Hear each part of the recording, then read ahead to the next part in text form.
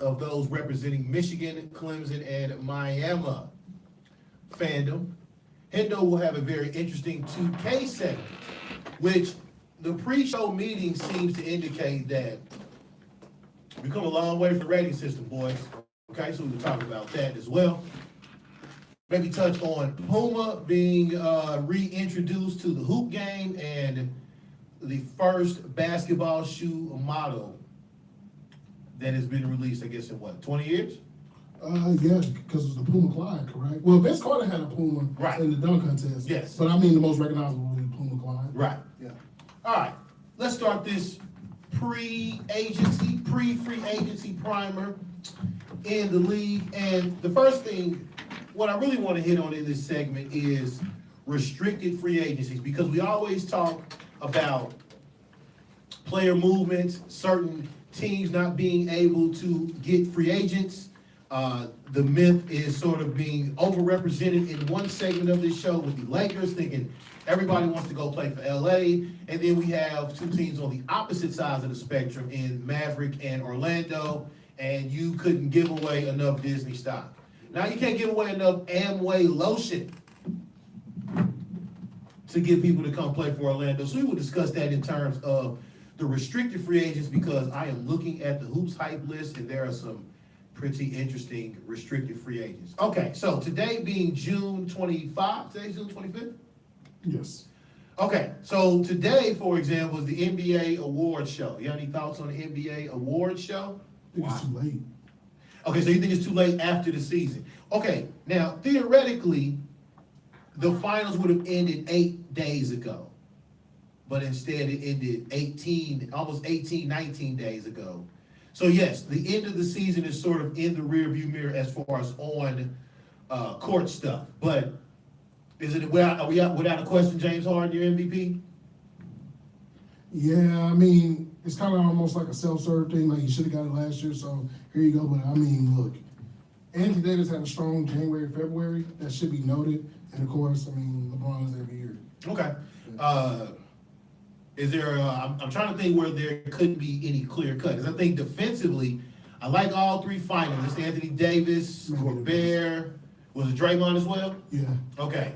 I'm going to asterisk on Rudy Gobert though. Okay. Time missed? Yeah, time missed. And I think you should account for that. I agree. Listen, I am a believer in sometimes your best ability is availability. But you know what people may say in his favor is, when he was out, I think Utah was 8-9 games under 500. Then he returned. They catapulted to the 4th seed. So that may get him some love. Who's our coach of the year? Ooh, that's going to be a tough one, because you got Quinn Snyder, I think, on that list. Yes. I think they're going to put Mike D'Antoni on that list. Yes. And probably, is it Bad Brad as well? Bad Brad. Okay. Well, no, they said he didn't get any votes. That's right. He didn't get votes for coaching. Yeah. Damn. So.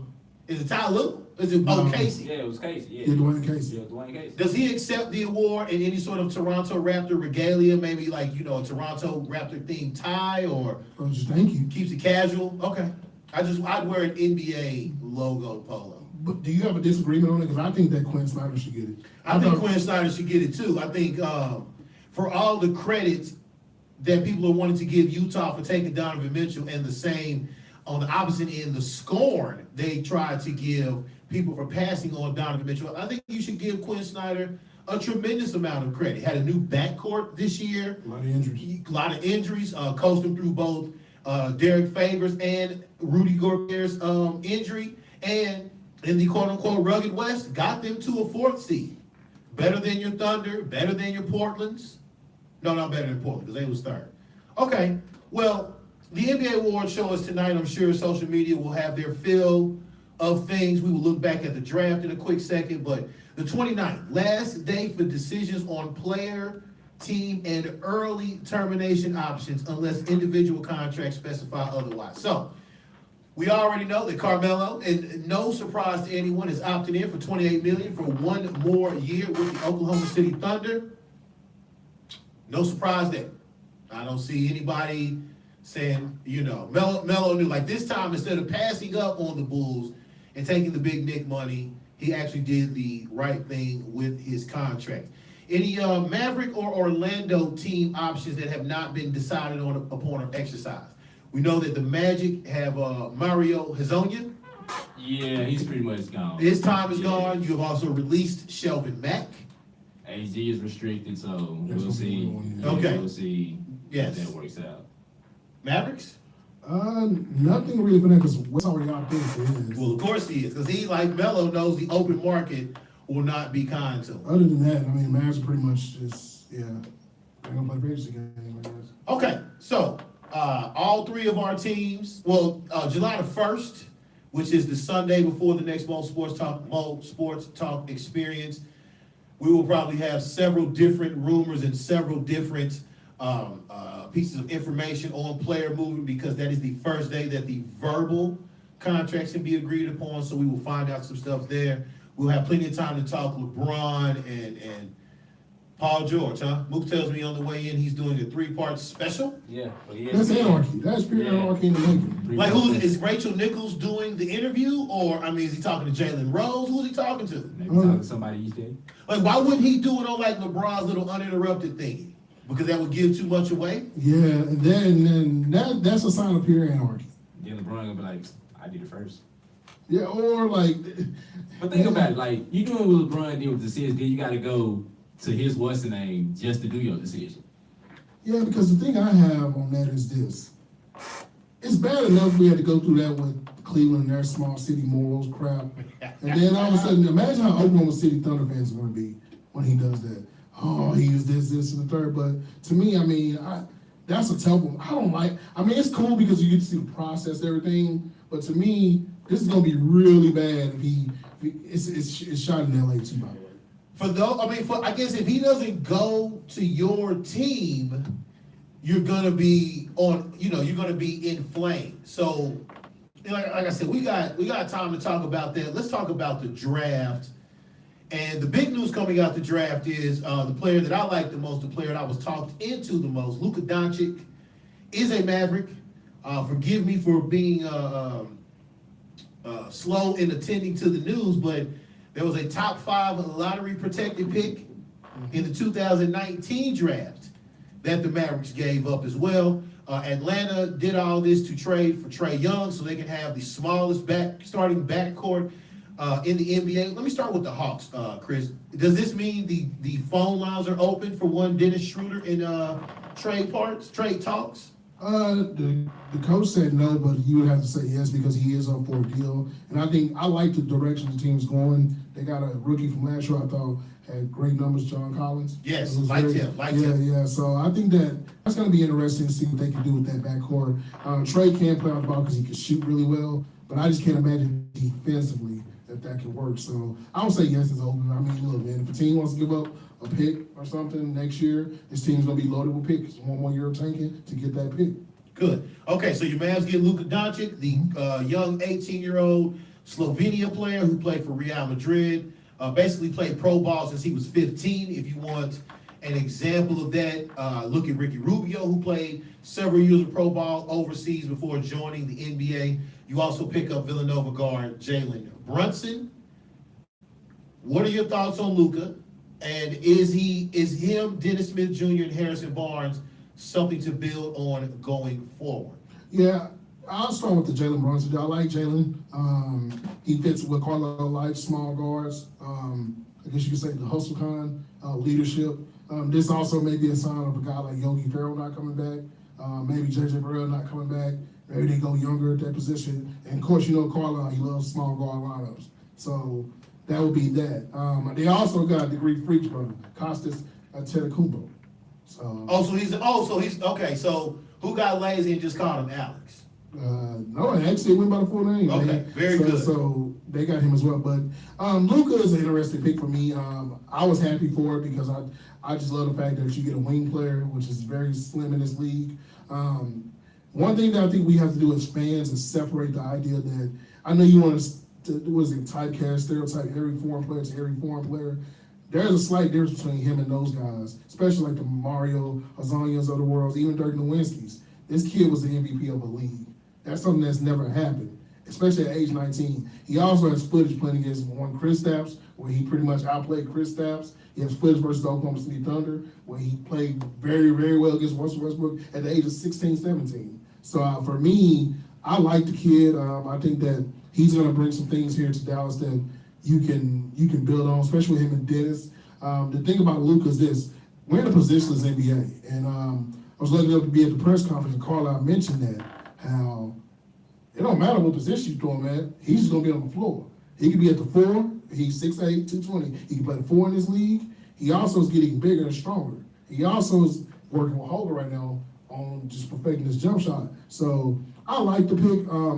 With Dennis and him, I had a chance to talk to Dennis about it, and Dennis said he was excited because he had to play with a guy of that size that can move the ball, throw passes. He said he was liking the idea because it spaces the court for him to be able to move, catch oops, do things like that, cut, and things like that. And also the point guard duties. I think the thing is now Dennis can work on his jump shot more to help with the point guard duties and stuff like that, coming out of screens and shooting shots. So I think it's good with Harrison Barnes, those three. I mean, those guys are all under the age of 26, so that's a big thing for Dallas. And I think that, with Luka, it's just going to be more of a process. I tell people, give it time. It's not going to be a deal where it's Donovan Mitchell come out the gate, boom. You don't have a team for that, number one. And I just think that at the end of the day, there's going to be growing pains, and Carlisle understands that. And he's been penciled as a day one starter, regardless, I guess, outside of injury. So I like the move. I thought it was smart on Dallas' behalf. It shows that they finally got aggressive in the draft. They made trades before in the draft, and it's worked out in their favor. I think this was a smart move for them because, look, I like the big man Bamba. I was in the Google Hangout applauding him, saying, hey, man, I'll be happy we got Bamba. But at the end of the day, I think for the team, the identity of the team, I think they understand that this league is changing. And if you want to compete with teams like Golden State, teams like Oklahoma City, Houston, you need wing play.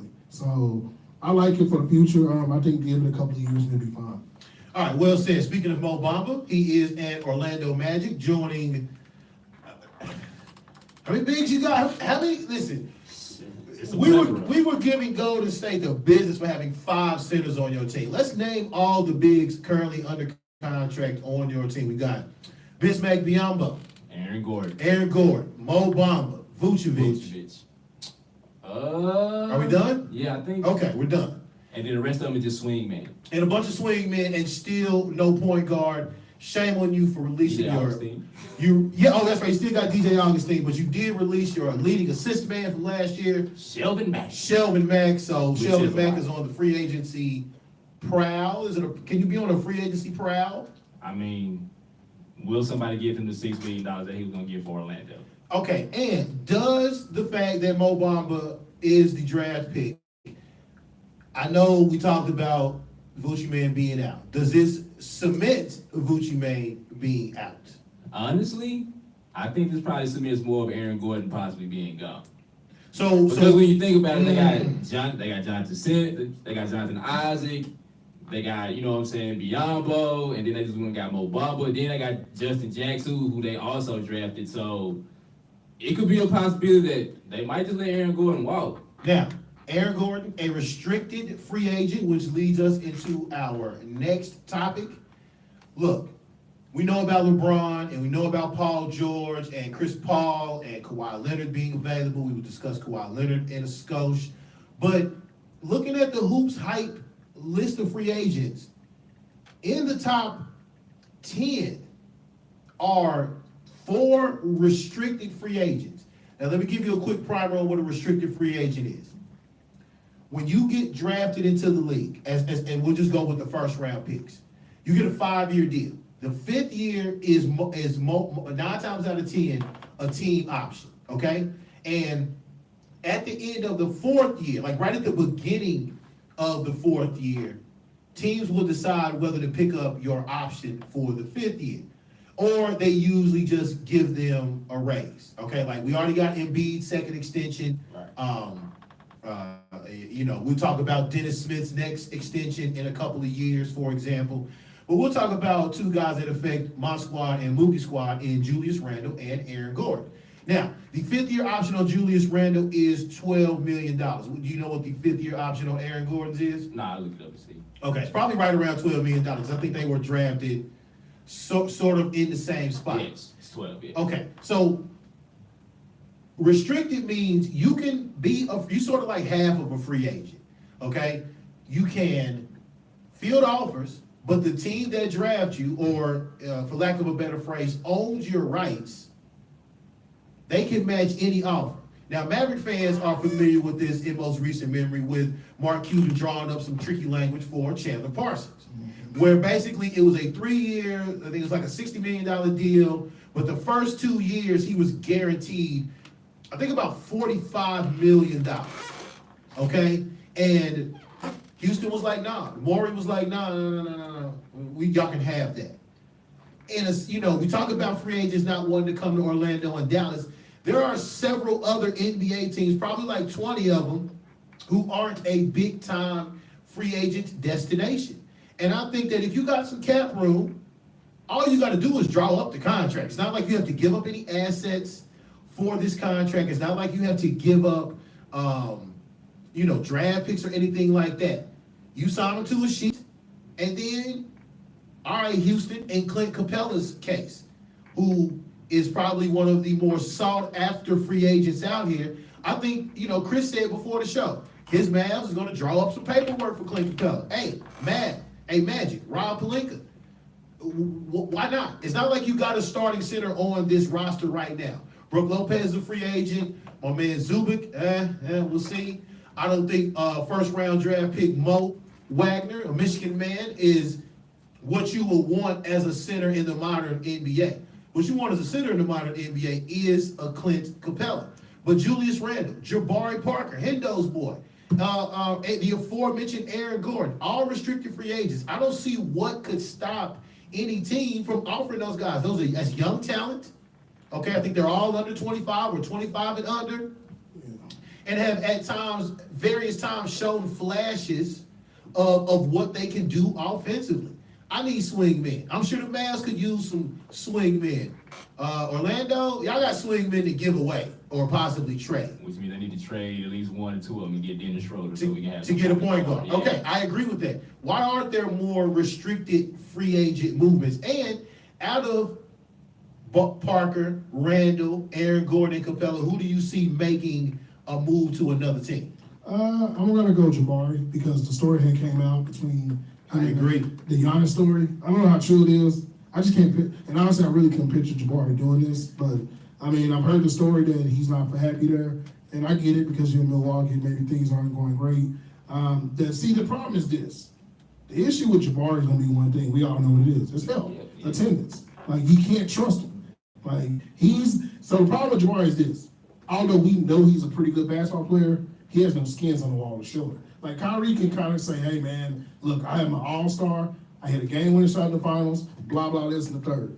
Look at me. When I'm healthy, I'm the best player in the league. Which Jabari's like, man, we don't know. And you've already had 2 knee surgeries in less than a year. So I think he may be the first. The Capella deal is interesting because I think what happens is this. If Dallas were to offer anything to Capella, I think Dallas, Lakers are a team to watch out for.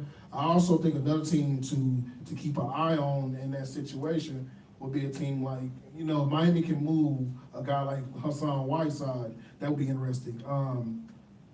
Marcus Gasol's situation makes that a little different in Memphis right now. So I think that he's next because I think that ultimately what they would do is this. They would try to go out to the game if they did lose him, and they were going to get DeAndre Jordan. Now, DeAndre's having most buzz in Dallas right now because people seem to think that he may just come to Dallas now because he understands nobody else is going to offer him that money. So I think that all of them, the Aaron Gordon thing is weird to me because I think that, although I think Aaron Gordon's perfect for that team, I think I understand their philosophy is going to be, look, we got Isaac who we want to play more. We got Bamba. We need a point guard. There's a sign and trade probably waiting to happen. And look, I'm calling Atlanta. Look, would y'all like to take on Aaron Gordon? Let's team him up with John Collins. And then you got your point guard for the future. Then they're looking at Schroeder like, look, man, we got our point guard finally. Well said. I agree with that. And I think the Capella thing is, look, if it's just a straight, say if it's like the Steven Adams contract, 4 years for $100 million, Houston jumps on that, okay? But add another year, maybe guarantee a little, if you get him for 4 and 125, we'll guarantee you 60. in the first 2 years, and then Morey has a decision to make. Morey, in my opinion, has a lot of decisions to make. Okay, we're already hearing about internal strife with Chris Paul, and look, there isn't any sort of basketball strife. I don't think there's any personal strife. It's this: does Morey want to pay Chris Paul $44 million at age 38? Okay. Bill Simmons brought up something very interesting on one of his basketball podcasts. What great point guard post year 12 did not have a major fall in terms of physical capability and even playing capability? I mean, look, I thought Chris Paul was fantastic for Houston as the playoffs wore on. But when his minutes ratcheted up in the Western Conference Finals, he seemed to wear down. We watched him, I want to say it was game 1 or game 2, already getting the magic spray applied to the lower leg area. And this was before, he tore the hamstring. So he's got some decisions to make. The Kawhi Leonard situation is very interesting as we close out this segment. What do you think the Kawhi Leonard issue is? The Spurs don't want to trade him to the West, which is a competitive, tactical situation. But what East team would want to pony up the resources that it would take to get Kawhi, even if it's for a 1-year rental? I don't know. The only team that makes sense for us, like what they have to offer, will be Boston, because I think that you can offer Jaylen Brown, you can offer those future picks, you can offer, Gordon Hayward or even Kyrie. Because I don't know if they're going to get rid of Tatum. I mean, now, if Kawhi comes and says, hey, I'm going to sign a stitch with you guys, then they may have to give up Tatum then, because then the thing is, like, you're just not going to have any money. I mean, 2 years from now, just do anything. 3 years from now, do anything. Because think about it. You're going to, let's say Al Horford gets off the books, which nobody's not going to want him. So for me, I think the San Antonio situation is unique because they're going to have to make a decision soon themselves. Because they don't want to, you don't want to be following the boat like Indiana did. Now, Indiana got lucky because Indiana ended up getting a good player in Victor Oladipo. They got an all-star out of it, maybe some kind of long-term deal, but they almost messed up to where they couldn't get nothing for him. And look, if you ain't learned about what happened in '97 with the Lakers and Shaq, that should teach you a lesson. Look, man, I get it. You don't want to trade him to the competitor, but at the end of the day, if he's eyeballing teams telling them no, then I think that you're going to have to make a move. Now, let's say if Cleveland does get involved somehow and LeBron has a talk with him and says, hey, come here for 2-3 years, do a 2-year deal, opt out. Let's try to see if we can make this work in 2 years. Different story. But to me, the only other team I can think of, maybe, I would say maybe Toronto. I mean, they got DeRozan. They got some things that they can offer. Or let's go out to the New York Knicks. Now, the only problem with the Knicks is they already gave up their draft pick. Kevin Knox, they signed, which I thought was a good pick, but I think that the only thing, if I'm Popovich, if it don't start with K and it with P, I don't want anything to do with you. I totally agree. And, I don't think the Spurs have backed themselves into a tight spot because, yes, they've shut the door on the Lakers, but if they don't get the assets that they want from the other teams in the East, in which Chris said so correctly, who's got them? The only assets that you really have that you covered are Boston. You can get a Jaylen Brown. You can get the Memphis pick from next year, which will probably be a lottery pick. They've got the Clippers pick in 2019, and they still got that top 1 protected Sacramento pick. Okay, and judging by the Sacramento draft situation, they'll be back there again next year. They took your man Marvin Bagley. Yeah. Look, unless you get the green light that Kawhi's going to re-sign with your squad, there is no reason to call the Spurs on anything. But the closer you get to the season, like this ain't like Kyrie. You traded for Kyrie with 2 years left on his deal. So you had at least a full season to get him acclimated to the culture, to see if he liked the team, to sort of pick players that will work best with Kyrie, and then you deal with it in the walk year. It's sort of like the Boogie trade. You got Boogie with 18 months to go. You getting Kawhi with a year to go. And you got to start the charm offensive immediately, especially if you are a non-Laker team that acquires him. And the further along we go, the harder the Spurs' disadvantage will be. I think a team that they should probably look at real quick, I think, Portland. The ideal situation, we don't know what they're going to do with those guards. Which guard? Okay, you on the record saying you give up Dame. Okay. Yeah. Mook, which Portland guard are you willing to trade to acquire an increase in talent? Yeah, that'd be Dame. You can get more back for Dame. And I think if you trade Dame You got to take one of them swing men back, because you got to take like Hardness or somebody, Evan yeah. Turner. But I think it's Evan Turner because he's got the most Yeah. egregious of the contracts. Okay. Yeah, I mean, there's other teams out there. I mean, Detroit had the interesting scenario, but the problem with Detroit is, what do you do with Blake? And then also, like, what do they want back from Detroit that's worth anything? Because then, I mean, they may take Stanley back, but he's not worth a Kawhi, so their picks are not there either. So I think that, man, like, you're going to have to really, now, interesting situation will be Brooklyn. Brooklyn does have young talent, but Brooklyn also doesn't have any. See, like, Brooklyn kind of screwed themselves out of picks. And I think Brooklyn's learned a lesson by not trading, because they've already been a part of some weird scenarios with those trades. So, Yeah, hence the new management and, you know, the fact that they're willing to take on whoever. so I had a dream scenario for you guys. I know we got Andrew.